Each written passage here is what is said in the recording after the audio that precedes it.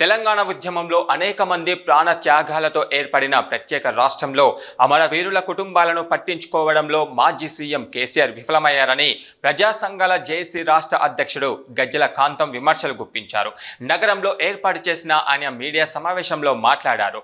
ఉద్యమంలో 12 మంది ఉద్యమకారులు ప్రాణాలను పోగొట్టుకున్న వారి కుటుంబాలకు ఈ రాష్ట్రంలో కనీస గుర్తింపు లేకుండా లేదని ఆయన ఆవేదన వ్యక్తం చేశారు.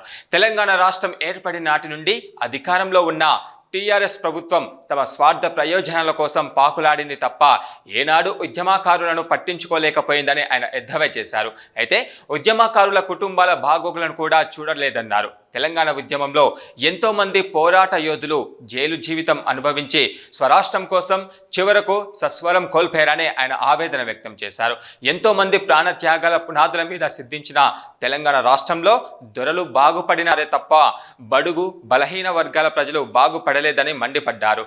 తెలంగాణ ఉద్యమకారుల సత్తాను మరోసారి చాటి చెప్పేందుకు ఈ నెల 29న రాష్ట్ర రాజధానిలో పెద్ద ఉద్యమకారుల సభను ఏర్పాటు చేసినట్లుగా కాంతం చెప్పారు. ఈ సభకు తెలంగాణ ఉద్యమకారులు అధిక సంఖ్యలో కదిలి వచ్చి సభను విజయవంతం చేయాలని ఆయన పిలుపునిచ్చారు. సమావేశంలో జేఏసీ నేతలు ఆనందరావు, అజయ్, పేట భాస్కర్, గోస్కి శంకర్, మహిళా నాయకులు కొండా స్వరూప తదితరులు పాల్గొన్నారు. 2014 దాకా అంటుండు త్యాగాలు చేసినామంటుండు.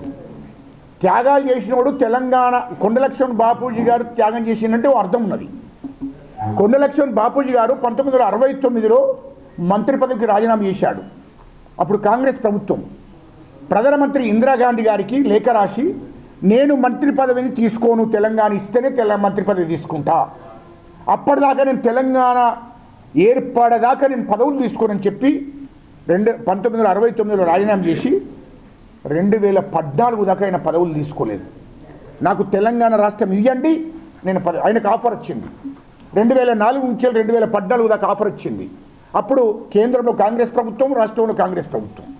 ఎమ్మెల్సీ ఇస్తానన్నారు, మంత్రి ఇస్తానన్నారు, రాజ్యసభ ఇస్తానన్నారు, తీసుకోలే.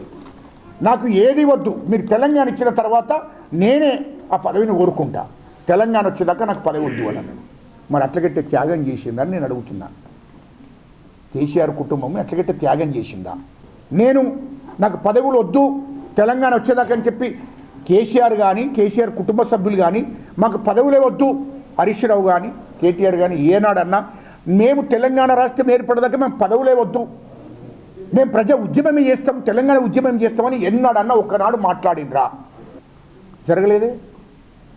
పోనీ ఈ తెలంగాణ ఉద్యమం 2009 నుంచి 2014 దాకా కేసీఆర్ ఎంపీగానే ఉన్నాడు కదా, మరి ఎన్నడన్నా పార్లమెంట్లో పోయి ఈ తెలంగాణ కావాలే అని పార్లమెంట్లో ఎన్నడన్నా మాట్లాడినారా? 2009 నుంచి 2014 దాకా సోదరులారని చెప్పి అడిగేది.